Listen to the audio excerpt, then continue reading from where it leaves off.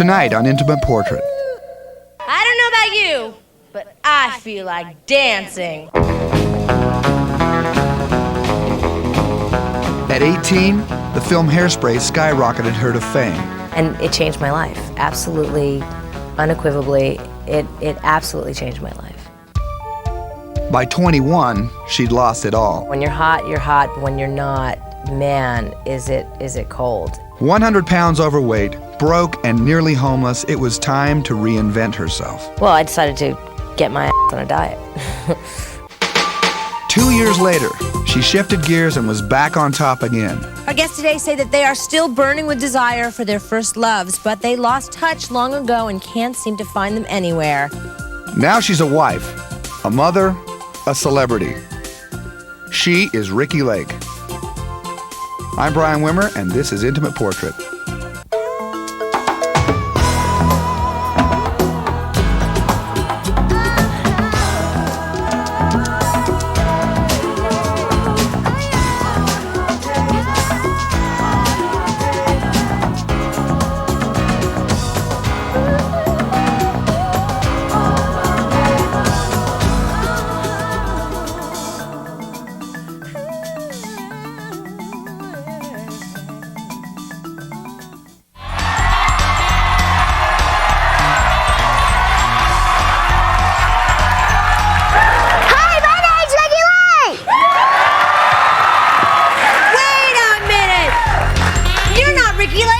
Ricki Lake. No, I'm Ricki Lake. Wait a minute, you're an imposter. What's your name?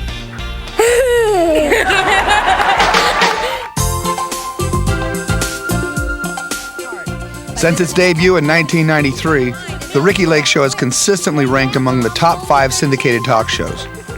Hers was the first to court and win young adult viewers. The audience is hip. Do your thing. Who's that one? Vocal. When I want something, I put my mind to it, and I do not stop until I get it.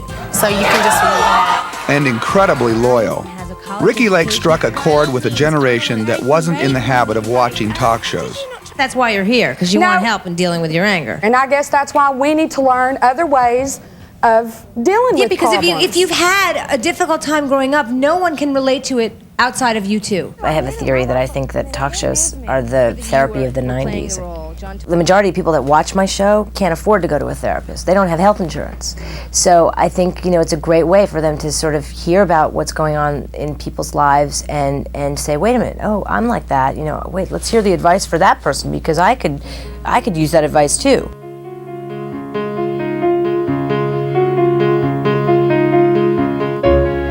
Ricki didn't grow up wanting to be a talk show host. As a child, she had a passion for singing and acting.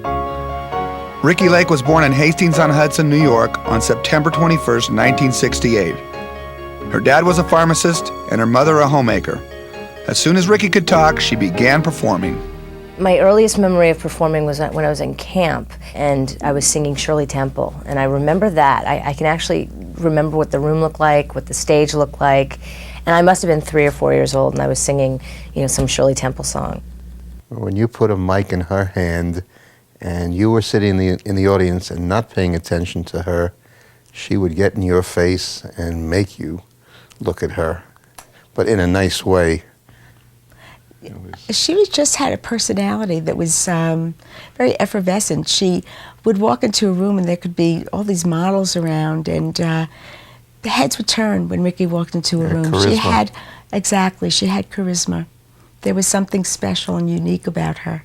It's funny because I always wondered what she would have fallen back on had she not done it, but I think it was just meant to be, and so ever since she was probably 7, 8, she was always a big ham, and so even from the time she was 1 or 2, so I think it was inevitable.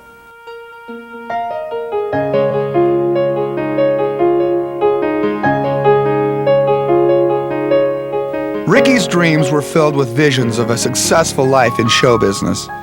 Her grandmother, Sylvia, was the first one to encourage Ricki to follow her heart. She instilled in me that I could be whatever it is I wanted to be, and she brought me to Broadway musicals and to the opera and the ballet and Nutcracker Suite, and I remember being 4 years old, 5 years old, and pointing at the fat opera singer, but from that experience on, I think it really decided for me what I wanted to be, and it was really powerful. In 1978, Sylvia died. But ever since then, Ricki felt her grandmother has been her guardian angel. Just through my path, I feel like she's watching over me. And also, she died 10 years to the day that my first film, Hairspray, opened nationwide. So, I don't know, it's kind of a little ironic, I think. I don't know, it's strange, but I do feel her presence.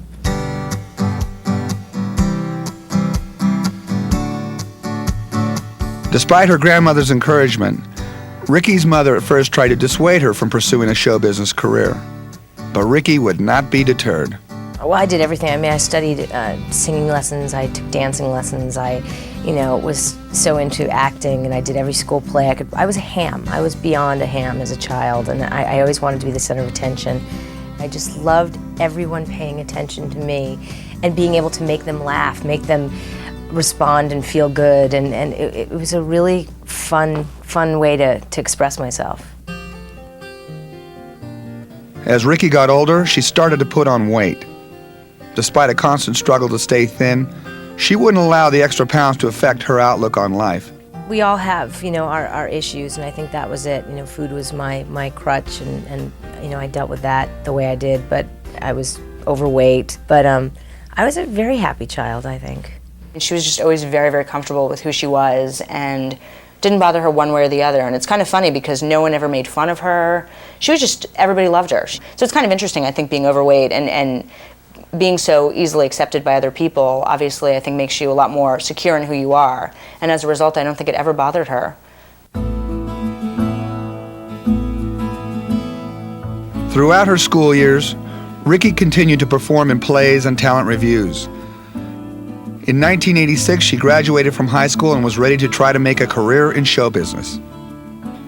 But her mother insisted she first try a year at Ithaca College in upstate New York. The acting business, they don't care if you have a diploma in a BFA in fine arts or whatever. So I really wanted to just do what I wanted to do and get out on the road. And so she and I made a deal. I decided I was going to finish my first year. I was miserable. I had a horrible, horrible first year of college. It wasn't quite for me, and so we decided that I would take 6 months off to give what I could to show business, and if I couldn't make a living at it, if I couldn't get somewhere, then I would go back in January, and that was the plan. And thank God I didn't have to go back.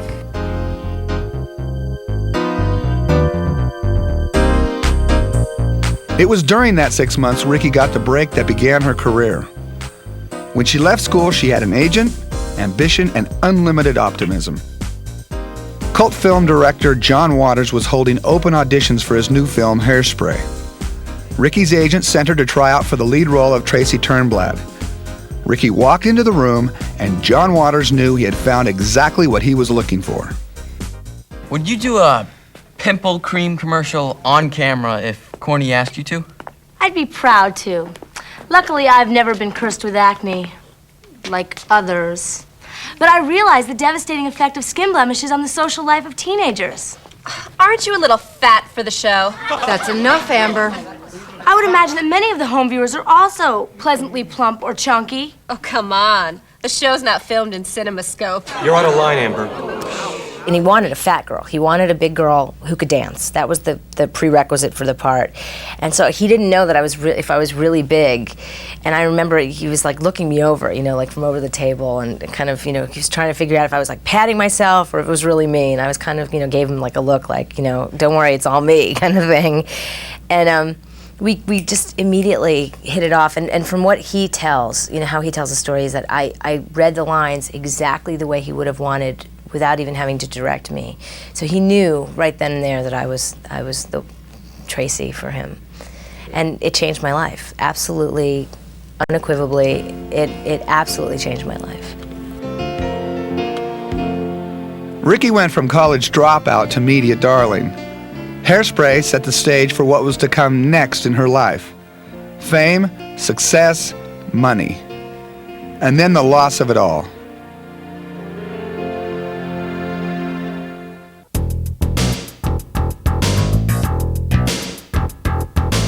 In the summer of 1987, Ricki Lake stepped in front of the cameras for her first starring role. In Hairspray, she played a chubby teenager who finds fame and romance on a television dance show.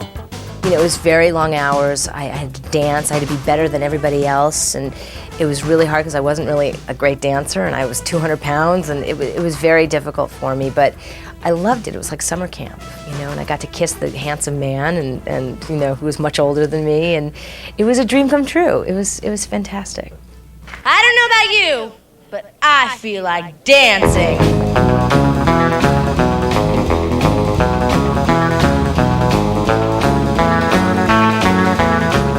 The overweight girl from upstate New York was finally on her way. And in a business that thrives on anorexic good looks, Ricki's weight didn't work against her, it worked for her. I do believe you need a gimmick in this business. I think so much of it is, okay, what makes you different from everybody else? And for a long time, what made me different was because I was overweight, and I was, you know, funny, and I was, you know, cute, you know, and non-threatening. So I had all these qualities that I think really worked, and everyone got a kick out of, and it worked for a number of years. I'd say 3 years. I worked nonstop. She was not the blonde, blue-eyed ingenue that was so popular in the days. I mean, I think she was the first to really make it as a heavy actress. It got to the point where they were looking for Ricki Lake types, and that's quite a statement. Ricki did several more movies for John Waters, including Crybaby with Johnny Depp and Serial Mom with Kathleen Turner. And in the meantime, she was in a TV movie called Baby Cakes. I met Ricki in 1989 when she was cast as Holly the Donut Dolly in the TV series China Beach. It was major. Wasn't doing a John Waters movie, which is like, you know, playtime.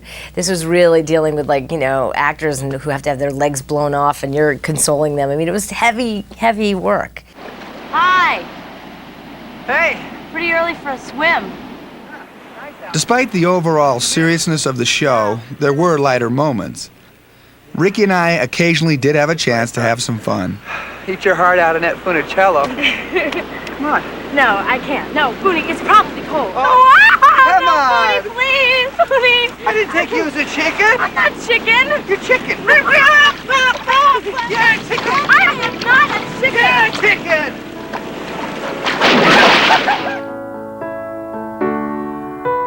But Ricki's role only lasted 1 year. She was not asked back for a second season. And suddenly, the offers stopped coming. Ricki could not find a job. Her gimmick wasn't working anymore. And then after a while, it kind of was like, oh, you know, oh, we know Ricki, she's not right for this. And I think they got tired of it, and I think I needed to change the gimmick. And I sat around and I called my agents, and you know, there's something about this business that is so cold. And yeah, when you're hot, but when you're not, man, is it cold. And I would call my agent, and basically they wouldn't return my calls, and you know, it was a horrible experience, and it really taught me a lot about what to expect from people and what to expect from this business. And you know, you don't expect anything. What happened was her weight became a hindrance to her. And she was not getting parts because she was too heavy. She was going along eating and enjoying life and thinking everything was wonderful. But it came to a point where things completely turned around. And that was a very difficult point and time in Ricki's life, I think. Well, that's when I lost everything, because I bought a house based on my gig on China Beach. I was really, like I said, I was really naive, and I was, you know, 19 years old shopping for a house. I suddenly had all this money. You know, I bought this tremendous house in Hollywood Hills, and I had no business buying that. You know, what did I need a 19-year-old with no kids, no family, no nothing, need a 3-bedroom house for? But I did it, and you know, it was in the end, I think I lost over $300,000 on that one thing. Yeah, it was costly, but cheap. So I'm really glad that it happened the way it did. In 1990, the bank foreclosed on Ricki's house. Her rapid rise to fame was now eclipsed by a swift descent into Hollywood hell. What had once seemed effortless and full of joy became utterly elusive. It's a totally different thing when you need that job to pay your rent. Not forget about creatively. You need that job to put food in your mouth, and it falls through. And there's no one to hold your hand and say, "Don't worry, it's going to be okay." I mean, my parents were living on the East Coast. My sister was in college, and I was on my own. Ricki moved into a very small guest house in a neighborhood she described as seedy. It was during this lowest point of her life when she decided to reinvent herself. Well, I decided to get my ass on a diet. That, in a nutshell. I mean, that was, like I'd said before, this gimmick thing, and that I really believe strongly, and I still do. I still think, okay, now I'm a talk show, there's categories for everybody. And I wanted to do it, I'd always wanted to do it, but now I really was left with kind of no choice. And it seemed to go by quickly, but I know it was probably over a period of months that I lost the first 50 pounds. I couldn't lose. I must have been about 270 pounds, 260, I don't know. I never got on a scale, but I'm estimating. And I wouldn't eat out. I don't cook, so I would just eat very little. I mean, I really didn't do it the healthiest way. I mean, I fainted in a couple stores. I mean, I was really not well. Despite the danger to her health, Ricki continued to try and lose weight. It became the focal point of her life. And it really started to come off and show, and that's when I got really into it. Like, wow, because at the time it was the only thing I could control. I couldn't control what job I got, how my boyfriend treated me, when the next, bill was going to get paid, but I could control what I put in my mouth. And that's, it was definitely like a power trip.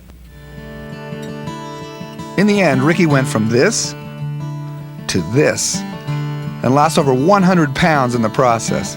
All of a sudden you realize, what a different person she is. I think you get so much more self-confidence when, you lose 120 some odd pounds or 115 pounds. I mean, you're half the person you were. It's incredible. It was a very empowering experience to go through that and to make that change on my own and to do it all by myself. No one helped me. There was no real support system. I didn't go to, any OA meetings or anything like that. So it was a great accomplishment. And at the time, I thought that it was my biggest accomplishment. I remember saying, having a talk show is easy, losing weight, that's hard, and keeping it off. And it has been hard.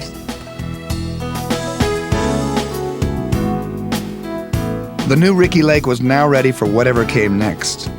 An unexpected phone call from a talk show producer would send her life in an entirely new direction.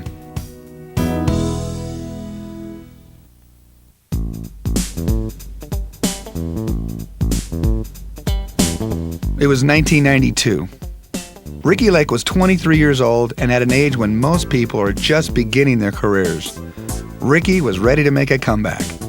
She was cast in A Girl's Guide to Chaos, a play at a small theater in Los Angeles. But the play ended its run and Ricki was out of work again. Then, one day, the phone rang. Producers of a new talk show were looking for a host and wanted to meet Ricki.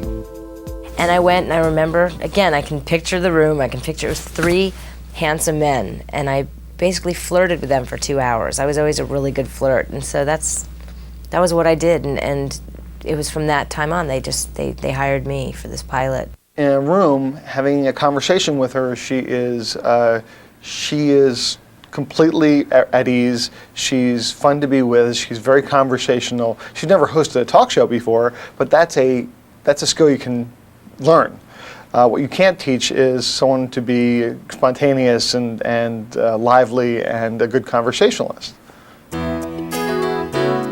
Ricki had no reservations about switching from acting to hosting a talk show.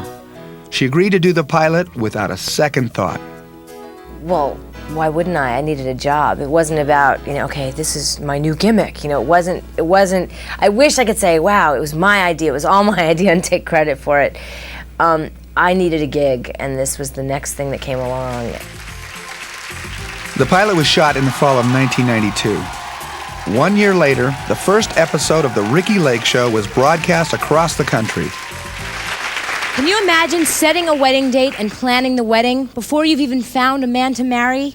Today, we'll meet women who say they are getting married within a year. And though there's no man in their lives right now, they're going to set their marriage plans in motion right here. Ricki was a natural, and it all had to do with what was inside of her natural curiosity, her ability to relate to an audience, her ability to think on her feet, some of the clever, fun things that she says off the top of her head.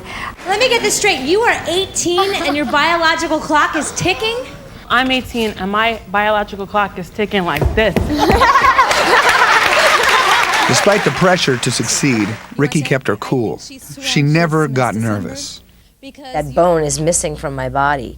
Doing whatever, any sort of, live interview or, being in the Macy's parade or other things I've done, it doesn't get me uptight.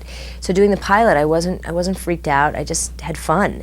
And I'd always watched talk shows. I was a huge talk show fan. I mean, all those years I was unemployed, I would sit on my butt and not eat and watch Sally and Oprah and, all of those shows. So I just kind of pretended like I was them.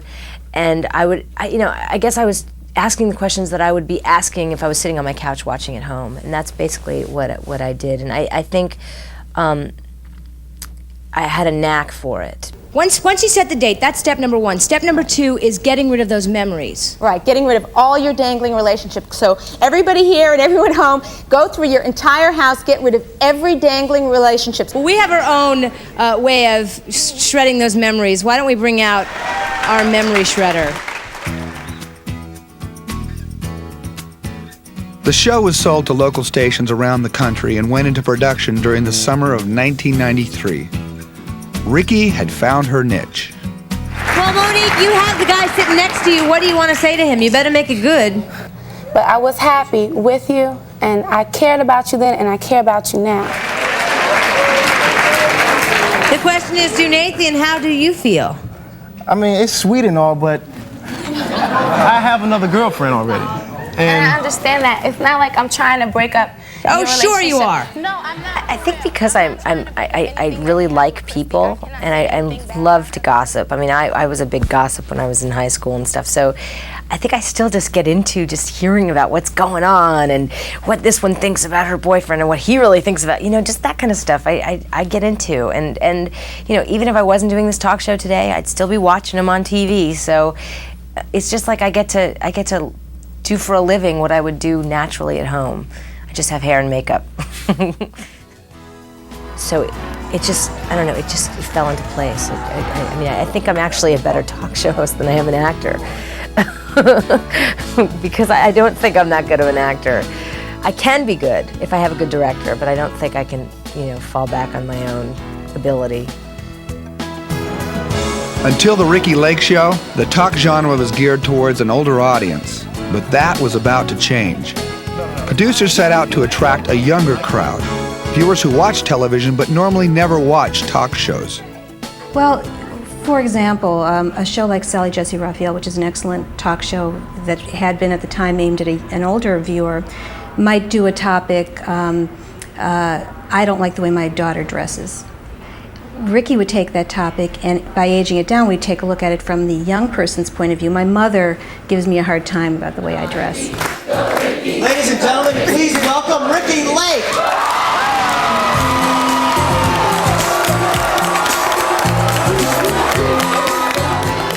Ricki struck a chord with younger viewers, I think, because she was the first young talk show host that there was out there. And she saw the world in a different way. A 25-year-old young woman sees the world in a different way from a 50-something man, which is what Phil Donahue was when we premiered. And it's not that one way is better than another way, but certainly it's different. The one prejudice society still seems to think is okay is making fun of people because they're overweight. Well, if I walk home from school, there's these kids on the bus. They push me down, and then they start laughing. What do you want to say to those kids? What do you want to say, Jenny? It's okay. Come on, and cheers. This show breaks my heart. From the first week, the show's ratings grew. For the second time in her life, Ricki was an instant success.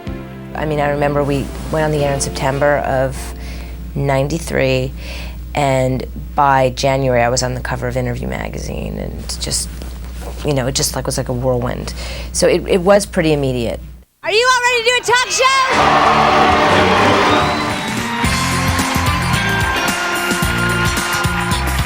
Edgy, hip, and loud, Ricki Lake redefined the talk show. But the success had a downside. Conservative critics like ex-Education Secretary William Bennett and the Empower America organization claimed Ricki was unraveling the moral fabric of America. You mutually decided to end the relationship. Yeah, I guess that's what happened. But you're here today because you want her back. You hurt me so bad through the relationship. And you say you want me back, but you slept with your ex-girlfriend, didn't you?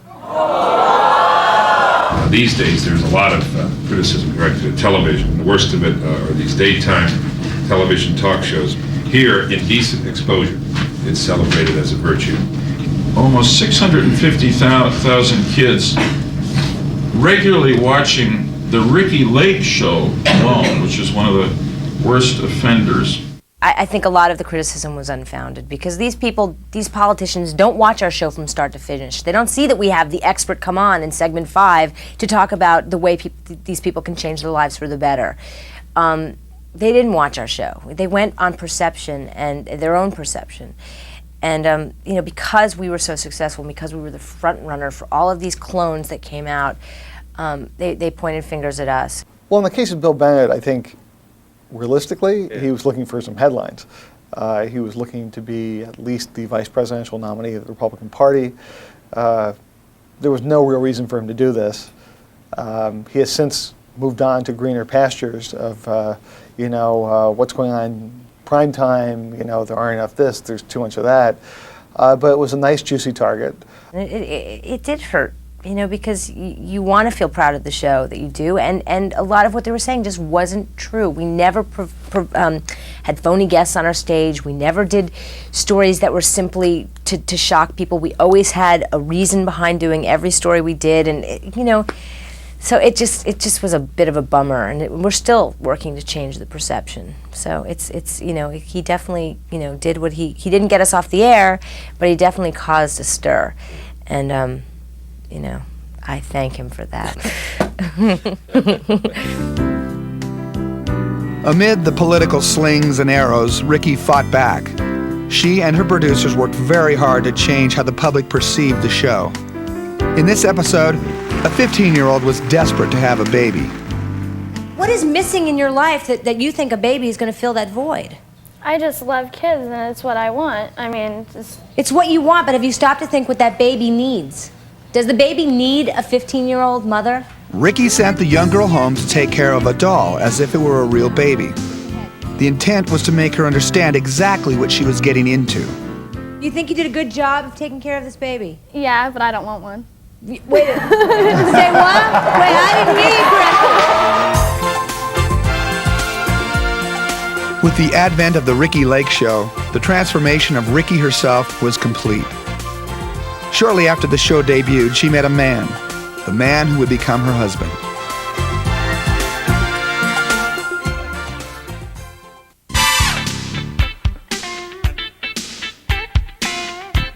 The second half of 1993 was a whirlwind for Ricki Lake.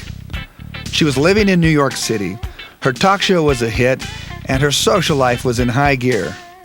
When I started this show, I was 24, single, boy crazy. I was asking out the guests, I swear. I was even dating some of the guests, okay? So I was really on the prowl. But the most important thing that year happened one afternoon at a party. She met and fell in love with Rob Sussman. And that changed everything.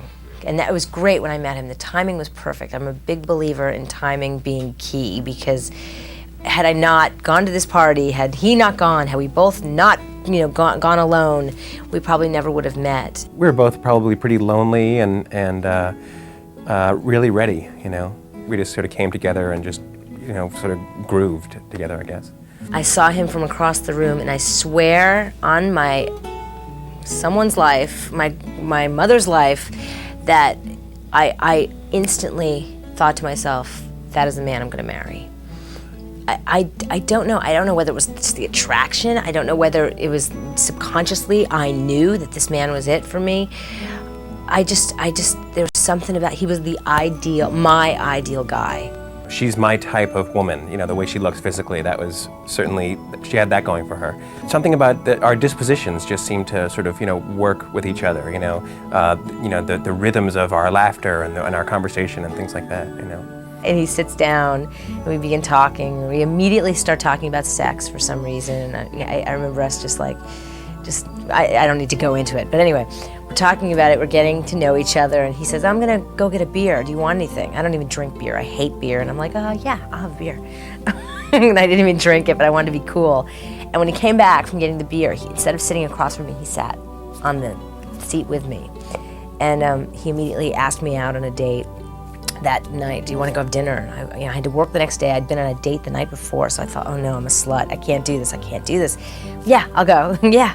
And so we went out to dinner from there. It was an afternoon party, and we were naked within a few hours. It was amazing. It was just a whirlwind thing. And by the end of the evening, we had said, I think I'm falling in love with you.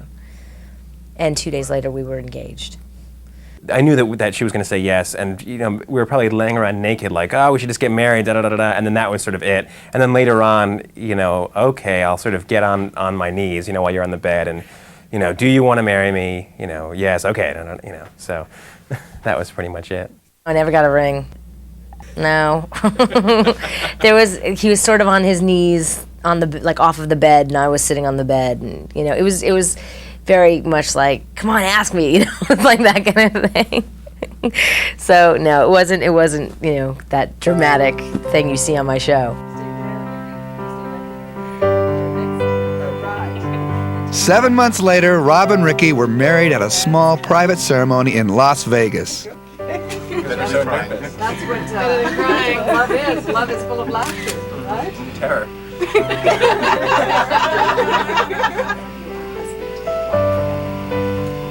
Robert, you get kissed.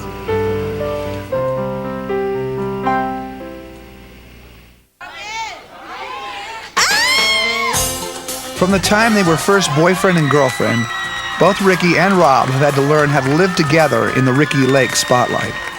It's really hard. I mean, to this day, it's still, you know, he doesn't want to be known as Mr. Ricki Lake. He has his own career, and he's extremely talented in his own right. So, you know, but I think we've actually been really healthy about dealing with, you know, the discrepancies in money and, you know, getting all this attention. And lots of times we go to events and parties with, you know, people, and, you know, they shake his hand and they're looking at me. They're not even acknowledging him, and that hurts. The pressures of celebrity have at times placed a strain on their relationship. Marriage therapy has helped them get through some of the rough spots.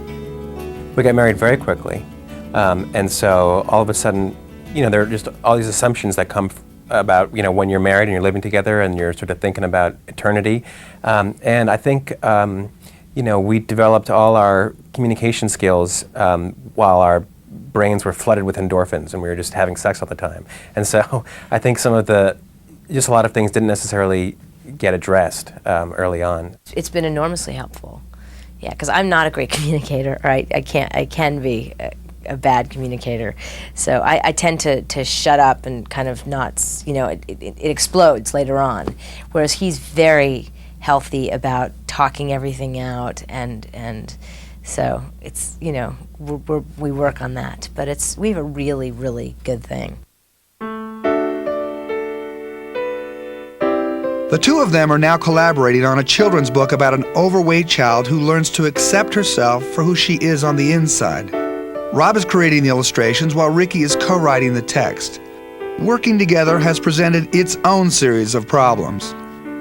It's hard. I love his work and I believe in him as an artist, but it's really hard when you're partners in life and partners in the workplace. I think it opens up a whole nother can of worms. Sometimes it's difficult. there's a lot of pressure on her because her name is attached to it, but it's great for us too to be sharing something on this level as well, because it's just a whole other realm for us to explore together and to experience together. So there's that much more that we can sort of talk about and that we're together emotionally invested in. In 1994, that sense of togetherness caused the media spotlight to focus squarely on Ricki and Rob. They took part in a fur protest at fashion designer Karl Lagerfeld's office. My husband's very political, and there's lots of things that he's wanted me to get involved in, and I haven't, because I just didn't want to put my name out there, politically. I didn't want to attach myself to something. And this was a great way for us to both get involved in something we both believed in. The police were called, and Rob, Ricki, and 13 other protesters were arrested. The media reaction was swift and surprising. First of all, I didn't really realize how famous I was at that time. I didn't understand the power that I had. I didn't think that all the news cameras would be that I would be the top story for the 11 o'clock news. I mean, I had no idea, and we really did it for all the right reasons. I was not thinking of myself. I was not thinking of gaining publicity from it. At that time, I didn't need it. It's a juicy story. Ricki Lake, caught with fur protesters. I think she was kind of roped into something that she didn't realize was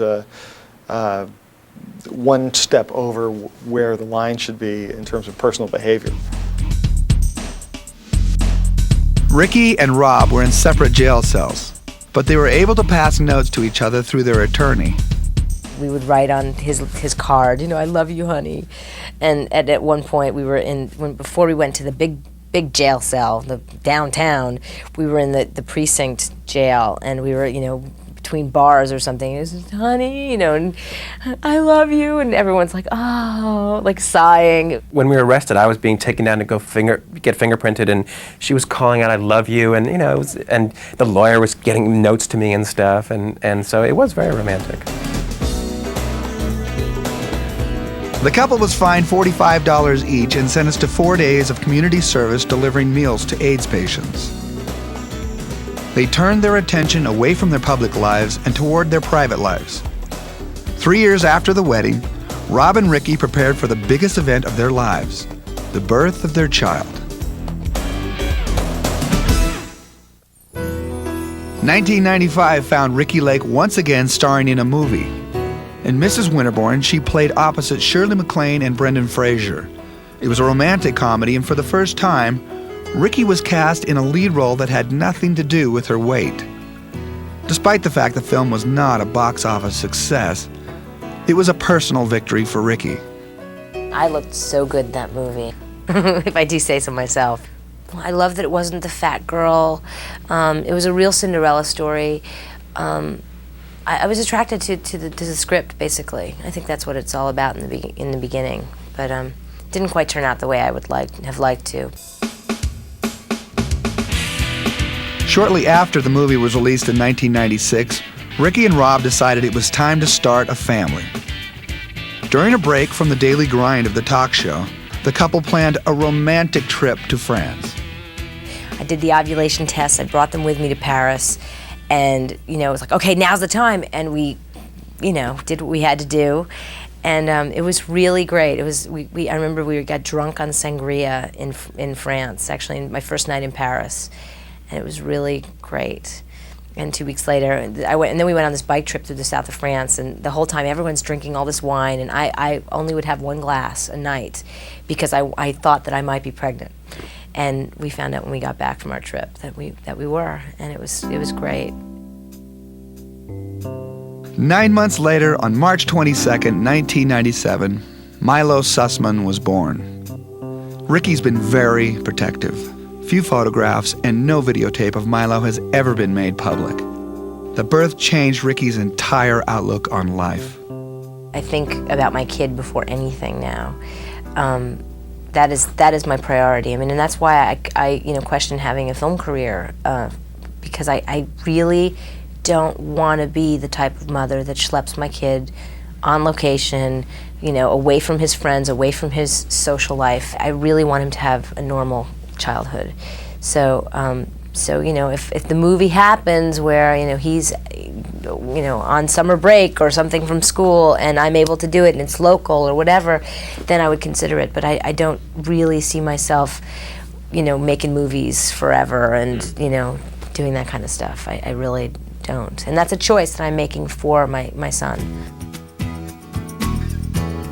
A sensation at 18, broken, nearly homeless at 21, back on top by 25, Ricki's story mirrors a Hollywood cliche. It's ironically almost a comeback story to me.